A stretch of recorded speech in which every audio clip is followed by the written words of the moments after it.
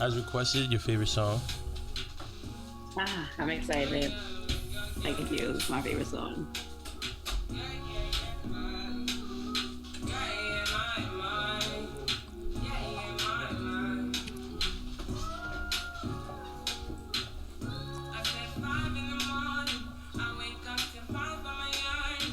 Yes, yes. Welcome to another episode of Conversations with Zoe. This is our lovely guest's favorite song today, "Free Mind" by Thames. Oh, sorry. Boom, boom, boom, boom, boom. Oh my gosh. The vibe. Boom.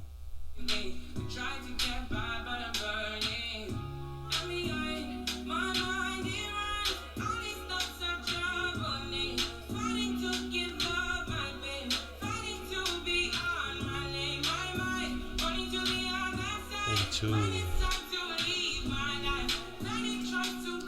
we're getting in the zone right now. My God, I love her.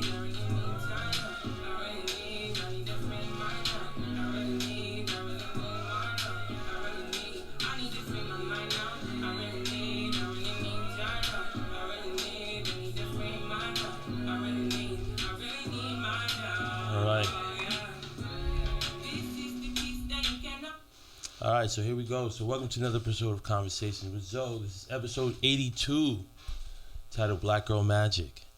And we have the amazing Miriam Conte here today. We worked together at the Academy last year. She's an educator, social scientist, revolutionary, and and she's deeply rooted in education. How you doing? I'm doing well. Thanks for having me. I'm excited. I really want to thank you for your time. It was short notice, but I don't know how I thought of you so fast. But I was just thinking of excellence. I was just thinking someone who is passionate, and with the times going on right now, we're still in a pandemic. We still have Right. children, who are going through a lot, and so I was like, man, like let me reach out to Conti, and Yeah. so super thank you for the short notice, but we made it happen. Yeah. Yeah. Yeah, Always family. So I'm excited to absolutely. be So here. what Thanks have for you been having up me. to lately? What have I been up to? I think the last time we met, like I was still teaching. I'm no longer teaching. I'm now a dean, Hmm. which is great, right? An upgrade. Also, like I got masters from Columbia, Hmm. um, Congratulations on and that. I'm thank you. I'm in the process of like putting the blueprint onto like nonprofit, which again caters to Black and Brown children, Hmm. giving them more access to resources. So still in those stages, but you should hear soon about what's going on. You inspired me with Slice of Excellence. Oh, I'm like, thank you, wow, thank you. yeah, I'm inspired. I mean, yeah, just a little short segue. Like, thank you for standing up for me that time. Things were getting a little. They were throwing subs. They were talking crazy about, you know, the concept of it, and you stood your ground, and you held me down. So I forever appreciate that. Yeah, yeah. I think we should definitely stand up for people that are doing right. I Hmm. think when we're in these systems and in these like organizations, there's like a set standard of how to Hmm. help children, and that's to give them a book, Yeah. and that's to give them education, or like Hmm. we ground ourselves in academics. But the truth is, like our kids are like humans. Our kids Yeah. go through a lot of stuff, and Hmm. their narratives are different.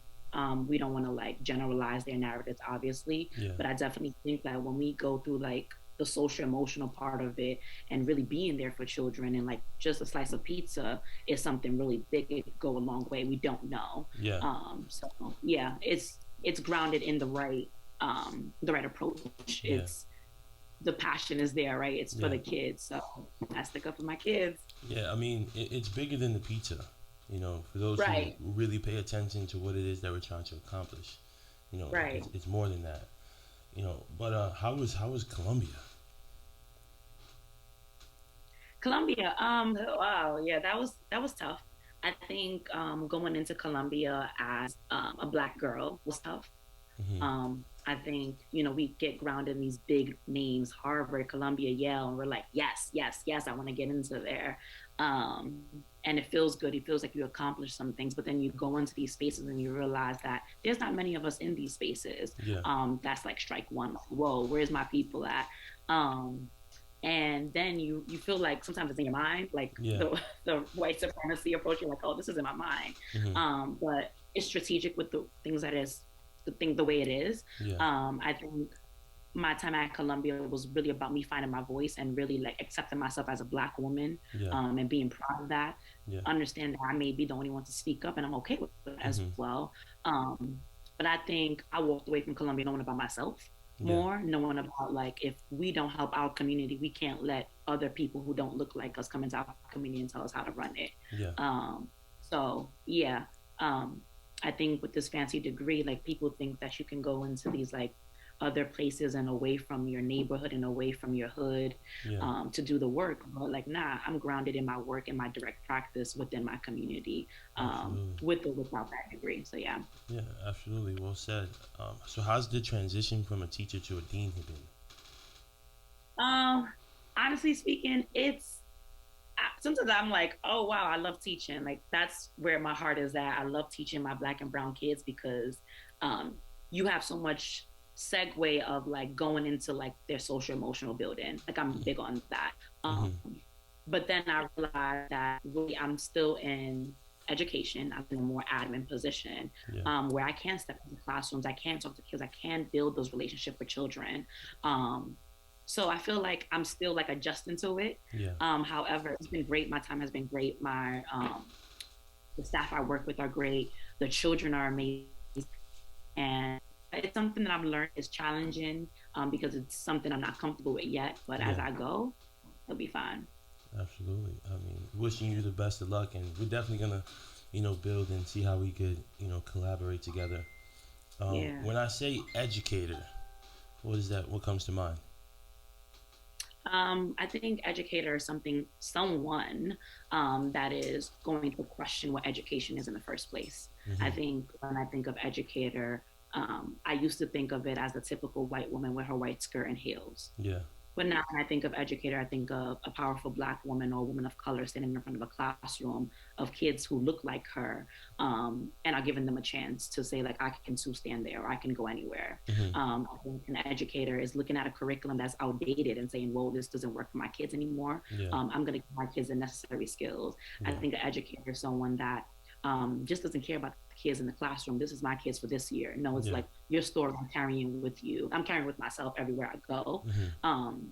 And I think an educator is someone that is really like, I think we don't give so much credit to educators. Like we Yeah. forget, like everyone wants to be a doctor, everyone wants to be a lawyer, everyone wants to be an engineer, all these places, but like the foundation is the educator. Yeah. And Hmm. um, And and I think like, yeah, sorry, we yeah. cutting each other off. No, I mean Yeah, it's one of those things that you can't skip or look over. Like you tell right, somebody you're a doctor, they're fascinated. But if you right. say, "Oh, I'm a teacher," it's almost like, "Oh, that's cute. That's Oh, cool." that's cute. Are you a babysitter? Right, Like, it's not given the right. high praise that it deserves. You know. Absolutely, absolutely. Especially like going into elementary school education, right? And thinking like I'm a kindergarten teacher, and people think that you're drawing with children, and it's like no, we're giving them these foundation skills of counting. I've seen kids multiplying in a different way, addition. Yeah. What the mind of a child can do is so much if there's a right educator in front of them, and that's Absolutely. something I walked through in my 3 years within a classroom. Is if your heart is in the right place and you want to do it, the Yeah. kids will do it. They know that you believe in them. Yeah. Social scientist. Yeah. Right. Yeah. I am a social science. I'm a social science. I'm a social worker as well. Mm-hmm. So basically, I got my BA in social science with a Yes. concentration of psychology, minor in human services. Yes. So social science is basically looking at the whole thing, not just looking at, oh, Black children can't learn, but Yeah. why can't Black children learn? Mm-hmm. Um, there's so many gangs in the hood. Why is there gangs in the hood? Yeah. Um, People don't want to work. Is there access to work? Yeah. And I think my ability to be a social scientist as a Black social scientist in the first place is just really questioning things and going into systems and realizing because it's the cause, and not Mm-hmm. looking at the action or the a cause, not looking at the effect, but looking at the cause of it. Yeah, And that has been like my lens in social science. that's beautiful. Revolutionary. Yes. I'll send you a video like this year. What I do with my kids was like I'll tell them like to the revolution, and they'll all put their fist up. Yeah, And I think revolutionary is just like changing narratives, yeah, changing the trajectory of like our life, and saying like no, fuck this shit. Like we're not accepting this anymore. So early on. mm-hmm. And I think we have a little revolutionary now, kids. We're more aware of our surroundings, aware of systems now, whereas our parents, they weren't so aware of these things, which is why systems continue to stay in place. But now we're questioning it. We're trying to like not make modifications, but dismantle the whole thing. Mm-hmm. And that's the revolution right there. Yeah. I mean, I got this all from your Instagram. So, Yeah. I was stalking your Instagram a little bit just to see, who you were. And you said you share so much insight in the books that you Right. read and just passing on the knowledge you obtain, which is something I aspire to do every day. If I learn something, I want to tell somebody about it. I want, Right. hopefully, it impacts somebody else's life in some way, shape, or form. That little bit of Absolutely. information, especially from where we come from, we're being starved of so much information. How Mm-hmm. do you oppress people? First it was slavery, then it was incarceration, in the prison system, and then now it's the projects, and now it's just withholding. Now it's even education. What's the Right. Right. curriculum look like? What are we saying? What are we Right. pouring into these children? Right. How to be an employee, not an employer. How Right. to work for somebody, not to own. Ownership. Things that Right. are empowering. All of these Right. words, and it's just like they don't want to see us. It's almost like DJ Khaled. They don't want to see us like it really is a lot of truth to it because they don't Right. want to see you and I confident, black, strong, bold, fierce, all of those things. That's not what they're trying to see. They want us to be more timid, you know, Right. and more of a yes man, But when you go against the grain and the status quo, now all of a sudden, no one wants to, shake the room too much, Right, right. Yeah, absolutely. And I think like I remember Erica Hart, which is like a room shaker, like table shaker, everything. Mm-hmm. Amazing person that people should follow. They told us a quote last year when I was in grad school, like some folks want a higher position in white supremacy, while some folks are ready to do the work. Wow. And I think when you really step back and you realize that like there are a number of us in higher positions. There are, Mm-hmm. right? Like Yes. they want a little of us, they sprinkle us there. Yeah. And they're strategic with the people that they put up there. Yes. And then when you get up there, you realize that like, damn, I'm up here now, but this is a meal ticket. Yeah. And I should be silent because now I'm feeding my family. Right. Now I'm breaking the status quo as a black woman or a black man, and taking myself out of poverty. So it's Mm-hmm. like you get mad at people of color who are in higher positions, but like you realize that you truly don't have power. Yeah. And when the power you have is like is limited. It's limited.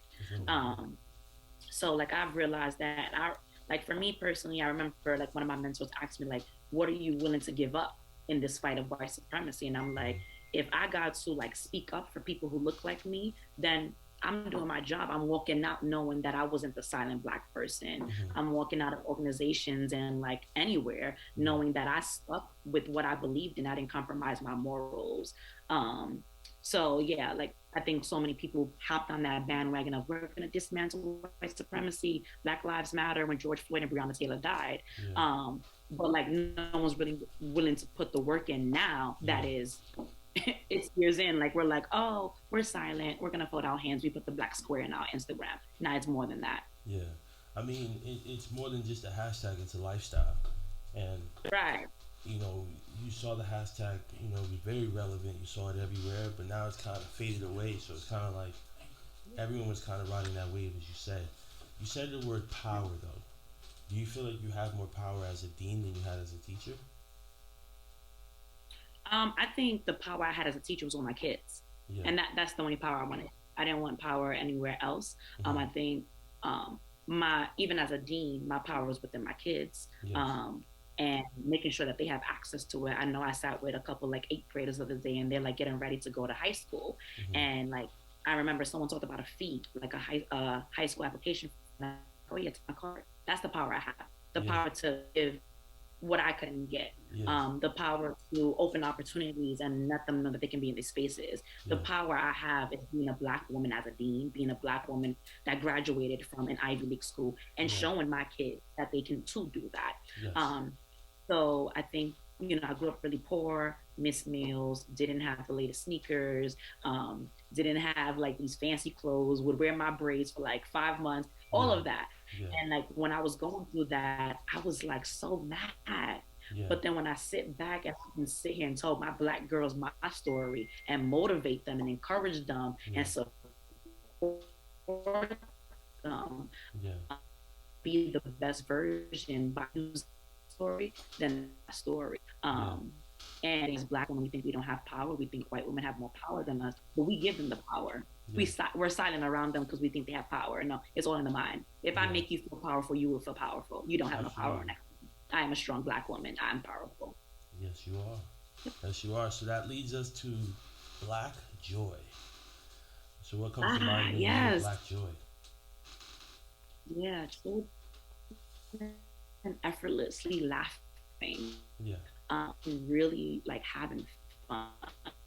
And like, if you know me, I'm a very militant piece. Like, it's like Yeah. strict, strict, strict. But when I have high expectation children, whether I teach you, whether I don't teach you, whether you're across the hall from where I live, whatnot. But when you like have fun and you're joyful and you're naturally, even in those like extreme expectations, Hmm. that's the joy right there. Yeah. Like I still hear like my kids like laughing and like being happy and like coming up to Hmm. you and saying I love you, or I love me, or I love Yeah. my hair, I love my braids. And my first day as a dean, a girl with similar braids like me, has the same complexion as me, was like, "Are you the new dean?" And I'm like, "Yeah." And she's like, "You look like me," and smiled and walk away. That's the joy right there. Yeah. So the joy is not with me. The joy is with like the kids I impact and the Yes. communities I step in. Absolutely. That's amazing. So speaking of seeing how happy she was to see, her new dean that looks just like her, um, Right. that's a perfect and leads us to Black Girl Magic. So when Ah, you hear and you see the words Black Girl Magic, what comes to mind? I mean, I love it. I love it. Yeah. I think Black Girl Magic on the hashtag itself and like when it became a trend, Yeah. helped so many of us like celebrate ourselves. Yes. Grew up, I was really a dark skinned girl. I hated my skin tone because of the messages I got from society, I got from home. And I indulged in like, and I'm very transparent, I indulged in bleaching my skin for 4 years. Wow. So when Black Girl Magic came in, I'm like, oh, there's people who look like me and this is amazing. Yeah. Like I can feel confident as a Black woman. Yeah. So I think that was great. But I also think that why do we need a hashtag to feel beautiful? Yeah. Why do men or women say you're pretty for a Black girl? Mm-hmm. Why can't you just be pretty? So I Yeah. think Black Girl Magic, the hashtag is great. It helps so many of us find our voice, but in the same time, it's like putting a like limelight on Black women when we've been beautiful, we've had it Mm-hmm. all, we've been qualified for years, Yeah. we've been in these rooms, we've been overlooked. So Yes. now again, another trend that people are hopping on. However, I think Black Girl Magic is amazing. I think it's in us. I think as little as a 2-year old to a 51-year-old Yeah. has Black Girl Magic. It's stepping in a room and making people uncomfortable Yeah. because you're just a Black woman, but Yeah. knowing that you're a powerful Black woman. So yeah, and it's loving all parts of you, all Yeah. parts of your curly hair that Mm-hmm. people think is nappy, your short hair, your long hair. Um, because I think Black Girl Magic, we put that in just the physical appearance Yeah. when like hair, body texture, body type, Yeah. is also part of Black Girl Magic. Yeah. And also, magic is also something that's within you. So Mm, it's something that it's a physical thing, but it's also internal. right, You know? right, right. So that Yes, that leads us to her, right? yes, And it's a book you read, right? And you yes. shared on your Instagram. And one of the quotes that you highlighted says, "We teach girls shame. Close your legs, cover yourself. We make them feel as though by being born female, they are already guilty of something. And so girls grow up to be women who cannot say they have desire. who silence themselves, who cannot say what they truly think, who have turned presence into an art form. So, what Yeah, made you highlight that? powerful. It is powerful. Yeah, and I think it resonated. It is. It resonated so much with me. I think much of my knowledge and much of me loving myself did not come from people. It came Mm-hmm. from books. It came from like like reading a line and saying, "Whoa, that was taught to me," and Mm-hmm. I've internalized that and unconsciously walked through life doing this. And I think when I highlighted that and I shared it, because I know that within my culture, specifically, I have a lot of people within my culture on my Instagram. Mm-hmm. We have been taught to just be a silent Black woman or a silent African woman. Yeah. And then we go into these professions and we're silent as well. Yeah. We accept so much, we take so much in, and our voices are not valued. Yeah. And it's like, why not? You are important. What you have to say is important. Mm-hmm. Um, for so long, I was so silent. I didn't feel, I was not confident. I didn't feel my voice was important. I hid behind this facade of shy. I'm Yeah. shy. Yeah. And that's because I was taught to me to just stay silent. You sound stupid. And when I would talk, I would get scared. I would shake. My voice would shake. Yeah. Um, but I realized that I had something to say. If it's going to come out sounding ghetto, if it's going to come out sounding professional, whatever is going to come out, how my tone comes out, you're going to hear my voice. Yes. And I'm not going to silence myself anymore. And Mm-hmm. when I don't silence myself, my message to my girls that I left this year was use your voice, no matter what society tells you, no matter how much they tell you to shut up, use Mm-hmm. your voice. And I told that to my fourth graders. Yeah. And that will remain with them forever Yes. because they are many Black girls, and they get messages so early on, Yeah. and they are going to use their voice and they're going to change their world. I mean, you're impacting so many lives, and I think to see how successful you've been, to see everything you've accomplished coming to fruition, and the things that you've manifested, I think it's a testament to everything you're doing in the community. I feel like it's all coming back to you tenfold, and I mean, I was inspired by you from the moment we met, and I was just like, I feel like you and I were like, I feel like I'm the guy version of you where we met at the academy, and Yeah. I feel like if it's a fall in line kind of place, and if you Mm-hmm. don't fall in line, then they're not gonna let you ruffle too many feathers at that place. So Mm-hmm. going back to the quote, I think it was this book or another book where it mentioned like a woman's desire, like kind of like what's not what's wrong with a woman having desire, but they forget like what was it saying? Why a girl was in a room with four guys, and it was like what's wrong with a woman having desire? Like how do we automatically assume what happened or didn't happen? But a Mm-hmm. woman has a desire, a sexual desire, the same way as a man does. Yeah, and right, like it's so crazy because there's so many systems that like go in place. There's so many like structures Hmm. and stuff, and like thinking. And I think specifically when we think of women desires, like white women can express their desire. Yeah. Other women can express their desire, but Black women, we are already objectified, like sexually objectified by Yes. society, by men. Yes. Our own men do it to us, Yeah. right? And so can we really voice our desire or our sexual desire? Hmm. And it's just like, oh, she's just voicing it. No, it's like, oh, that hoe, right? Yeah. Like we're quick to label a woman just voicing that she has a need. Hmm. And I think, because we're so quick to shut down women of color and their desires, it Hmm. does trickle down again to our children. And I Absolutely. had Yeah. a question the other day by a child, not she's not a child to me. She's like going to high school, and Yeah. she was like, "It's okay in high school." And it's like, why are we not having these conversations, right? Yeah. Like, why are we hush hush about these things, and Yeah. we shame people for having desires Yeah. or beliefs? um, when like we should have these conversations because the truth is we're human. We have feelings, we feel Yes. things, Yeah. we have urges, Yeah. and then when we act upon it, it's shamed on. And I think even I have done that to like my little brother who's a Black boy, who Yeah. I can like, oh no, you're too young for this. But it's like, wait, why am I aging something? Why Yeah. am I not having a conversation? And instead I'm angry. Yeah. um why am I thinking like, and my quote to him the other day was like, oh, girls are so fast in high school, blah blah blah. But it's like, maybe this girl has a desire. Maybe Yeah. you have a desire. Yeah. And why am I changing it? So it was like a moment for me, like, whoa, I'm a social scientist and this revolutionary Hmm. person, but I'm shaming things. Yeah. Again, unlearning. We have so Yeah. much unlearning to do. Yeah. Unlearning to relearn. So Yes. with that, I saw on Instagram the word thick. What comes to Ah, mind that when you book. see that word? Yeah. Yeah. I think thick, right?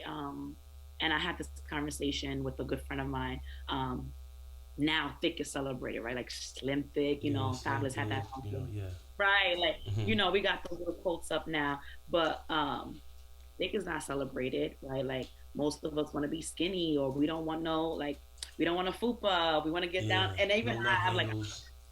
You know. right, I'm like I'm Yeah. about to go get this lipo, da da da da, Yeah. but like we're not celebrating it. And I think especially when I picked up like books like that, when I pick up like quotes and stuff that celebrate woman's body type, Yeah. it's again another phase of me unlearning, Hmm. unlearning that it's okay to have a certain body. It's your body. Yeah. Um, you can still be beautiful and still dress up, even with the body type. I think with COVID and quarantine, all of us got a couple pounds, Yeah. and it's like I need to lose pounds, and I'm like, wait, this is the new type. This is who I am, Yeah. and I can still be beautiful, still rock whatever I want to rock in Yeah. this body In type. this body type. Yeah. Um, but it's not celebrate society doesn't let us love our bodies the way it is, but we got to rewrite that narrative. No, absolutely. We have to rewrite that narrative, and I feel like even so. Do you feel like society forces, or there's an influence for women to have surgery and things of that nature? Um, Like, I is it a personal choice, or is there like a this is what I have to do kind of thing going on? I think it's much of both, Yes. right? I think like when I was in that phase of thinking of like I think life was a great option for me. You know what I'm saying? It Yeah. was much of like society has said like you need a flat stomach to look beautiful in a tight dress. Yeah.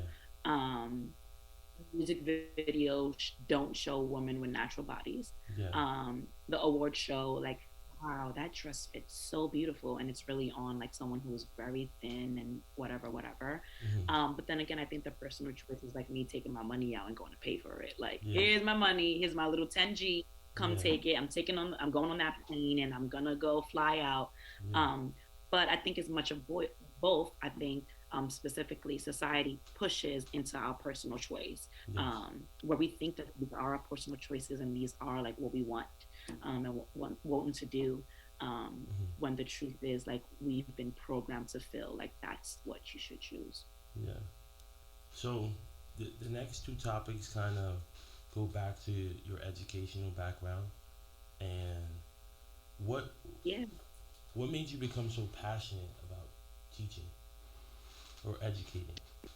Ah, Yeah. actually, yeah. This tape is definitely gonna go out, right? So great. Um, I think specifically my first year, my first month of Hmm. even applying to the academy, was just to feed my family. At Yes. that time, my dad had left. I needed to feed my family. Like Yeah. I just had to. I was in grad school. I had to drop out for a year Yeah. because bills had to be paid. Yeah. My family had to be comfortable.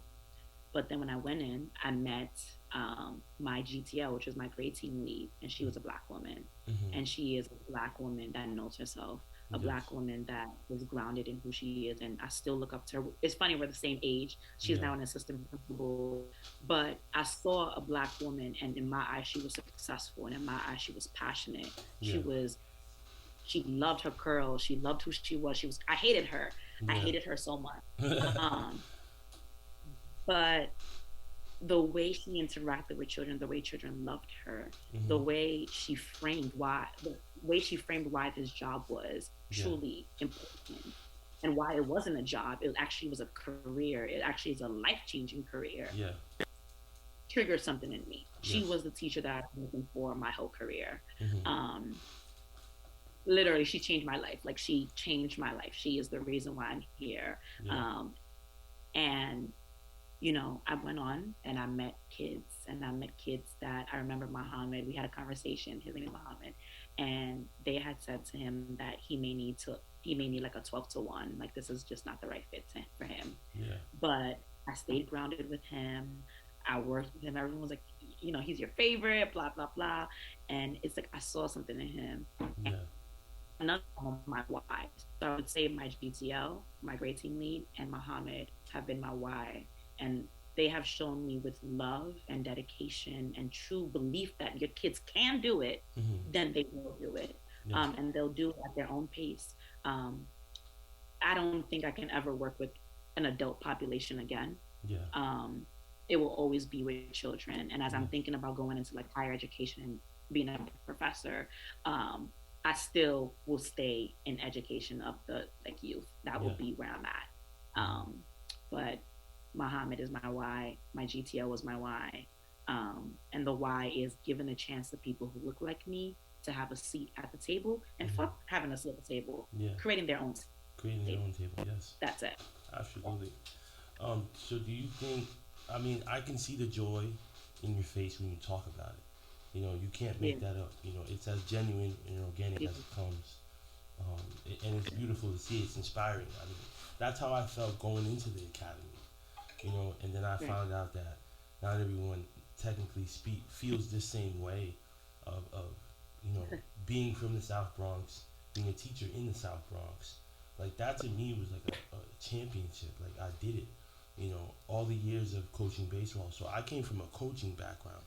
So that was the Mhm. majority of my years in youth development that led me to that point. And when I got to that point, I was like, wow, everything is coming full circle. And but I think that was just God's pit stop. Like, we're gonna do this, and in order to transition to the next thing, and it worked for the time being, but it didn't work out at the end. But that was the birth of Slice of Excellence. So Mhm. I'm still very grateful that I've met you, that I've met some of the people that I met. I've made some friends, I've lost some friends. Right. Those who are pro academy, those who are anti academy. You know how that goes. Right. And here we are today. So, do you feel that the approach at the academy works? Okay, that was a question. Yeah, I think specifically,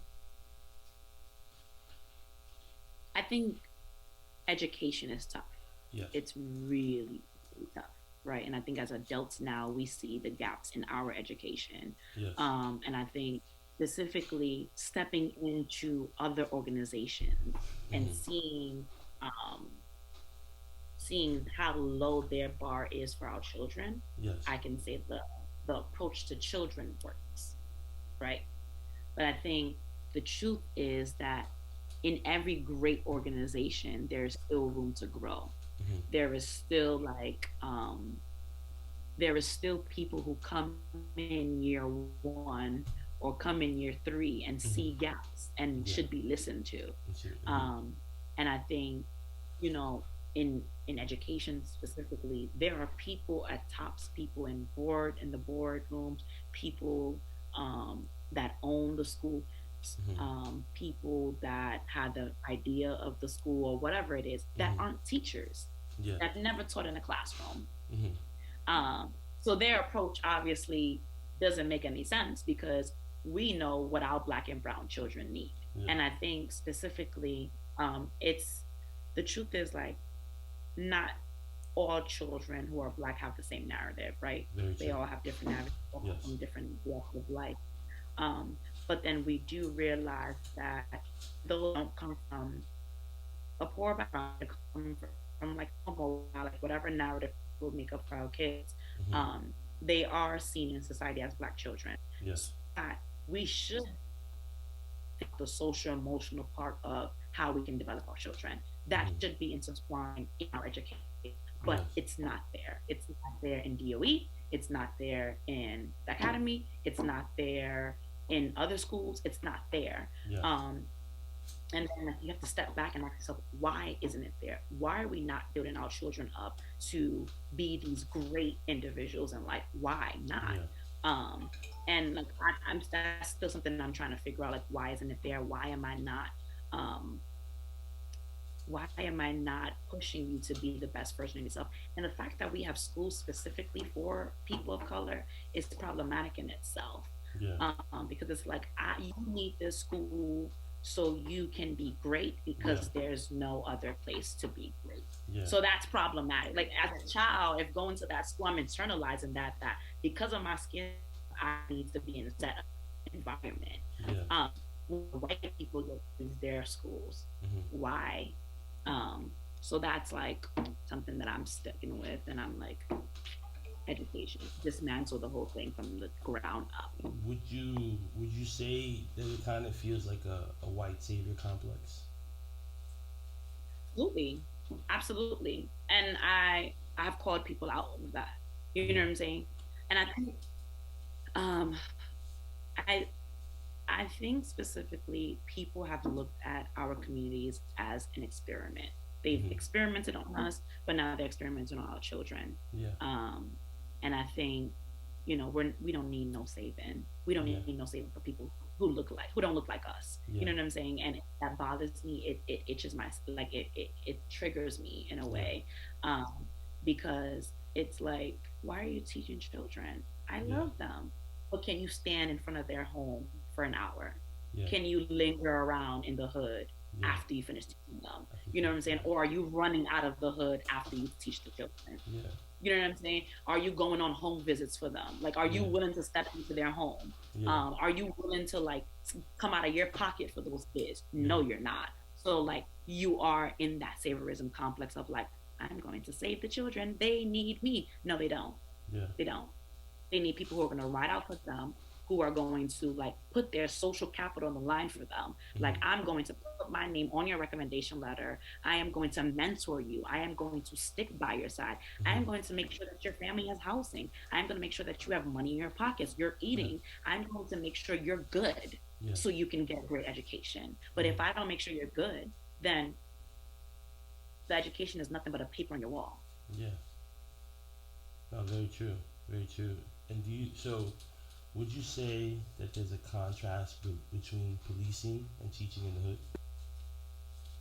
No, it's the same thing. It's like visible in your Yeah. face. Like it's literally the same thing. Like Yeah. policing. Um and then when you look at like all of these systems, and like obviously like when I went to Columbia, like my concentration was contemporary social issues. So I Yeah. looked at so many different social issues and systems. When you look at different systems, um, they're all grounding in policing black people, Yeah. policing black and brown people specifically, right? Hmm. Like if we take a step back and look at mental health Yeah. and like what's accessible to our people, not Yeah. much, Not right? much. Like Yeah. who's paying $200 for a therapy session? Now Yeah. I can talk to myself for all that. You know what I'm saying? Yeah. And then when we look at like the criminal justice system, like it's all grounded in policing out who we are. And Yes. take us a little step back, right? Professionalism, Hmm. policing how much we can do, tone policing, all of this is grounded in policing. Yeah. And I think school, like when we hear school to prison pipeline, it is very much real. It is Yes. very much real. Even the way they eat, even the way they police, like having security guards at the door, um, uniforms, like it's a lot. And Yeah. it's like when you really dig, you realize that, oh, you are making children. You're just failing children. You Yeah. are making children not setting them up for success. Um, and that bothers me. And I think the aha moment for me was this year. And I'm like, okay, I'm teaching my kindergarteners. They're gonna go to 12th grade, whatnot. But then what happens after that? Yeah. What support is in place for black children in colleges? No Yeah. support. I mean, that's super true. I mean, they want you My to get to cousin college. is leaving. Hmm. No, Yeah, no, go ahead, go ahead, go ahead. but no support. With no support, yeah, No support at all. like you're gonna get there, you're gonna take out these loans. Like most families don't have a college fund or all of these things. So it's like, all right, you're gonna get these loans and you're gonna go to school. But then when you go to school, it's like, do I have money to come back home for the holiday? Like cut my hair. Maybe the cafeteria food is No. trash. Order food. Go see a movie. Like you still want to live a life. You don't want to be stuck on campus at a school. Even if you stay home Right. and you commute to school every day, how are you getting to school every day? Metro cards.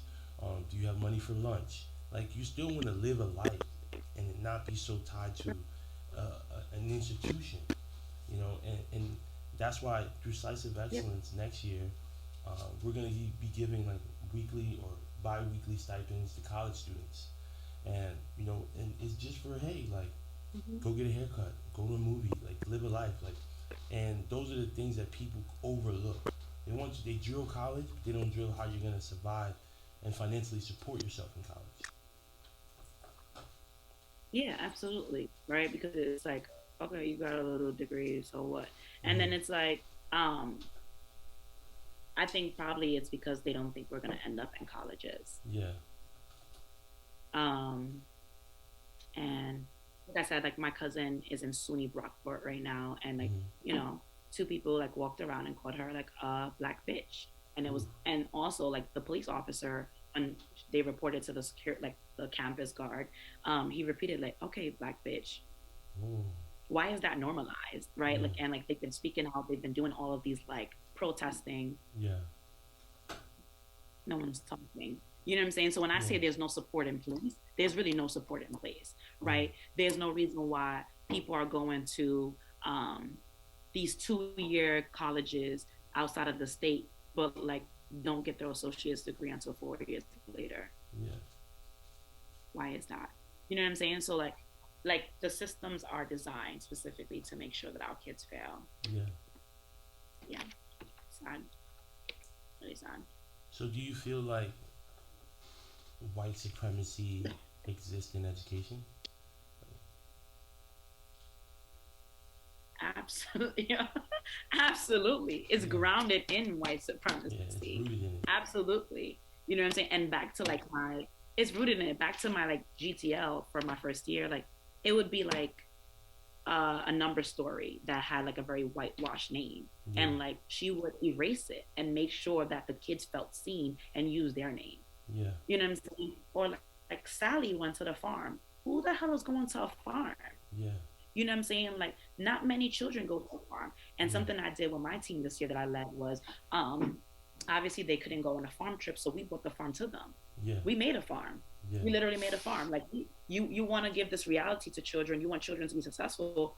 Great, we're gonna bring the reality to them, Yeah. right? And like, um, I think because it's grounded in white supremacy, we then, as Black educators, go in, we see these gaps, and then we have to bend over backwards. Yeah. We have to do 10 times more. We're passionate about it. We take these things personal. We take these test scores personal. When Yeah. we don't realize, we realize that like, whoa, you're setting my kids up to fail. You Mhm. want these kids to fail, so it could be a statistic. Yeah. But the truth is, like, our kids still show up, and they still show that your statistic is wrong. Yeah. But then they keep going, they keep going, they go down to 12, and they flunk out.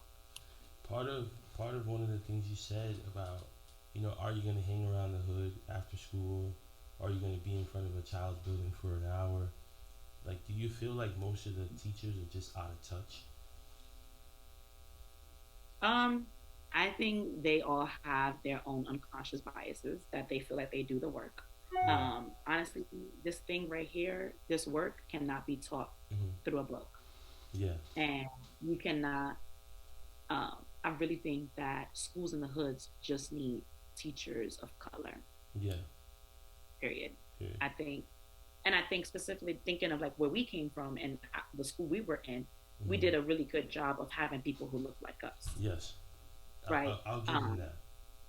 I'll give them that all the way. All the Like, way.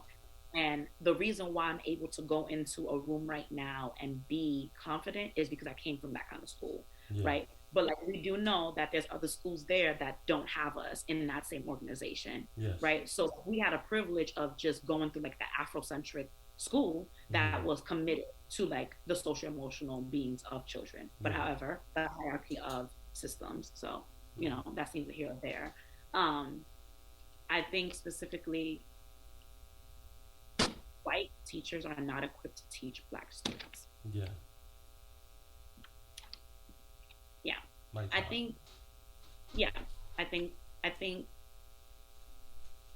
if there's not equity happening or um the work is really not being done, Hmm. I always have like questions and whether it's like how we talk to our children, our expectations of our children, um, it's kind of blurred for me.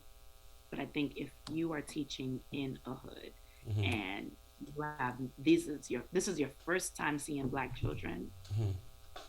You're not telling me you with some assumptions of who they are. Yeah. You're I not just, telling me you did the work and this is your first time being a black child. yeah.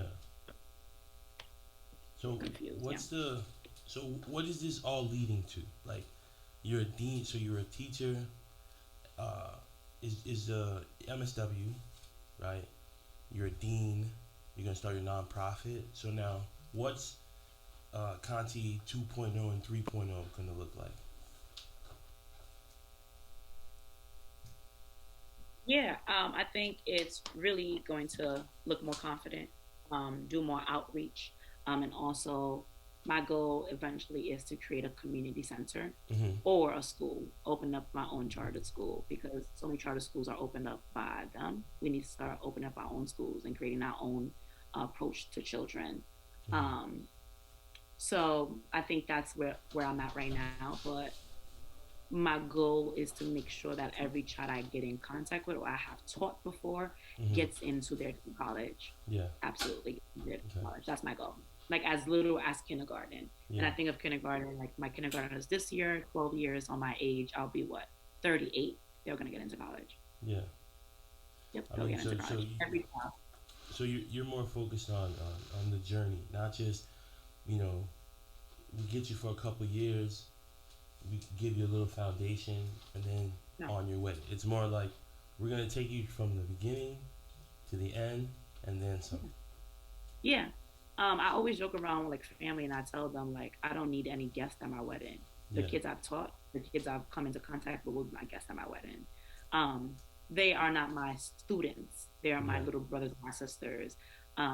And I'm gonna like stalk you and obviously like stalk you in a way that you know I'm stalking you. I'm gonna stalk you and make sure that you are successful Yeah. in every capacity. And Yeah. when you are confused and you have questions and you need someone to stand up for you or Mm-hmm. you need a mentor, I'm Yeah. going to be there. Which Yeah. is why my goal is to be.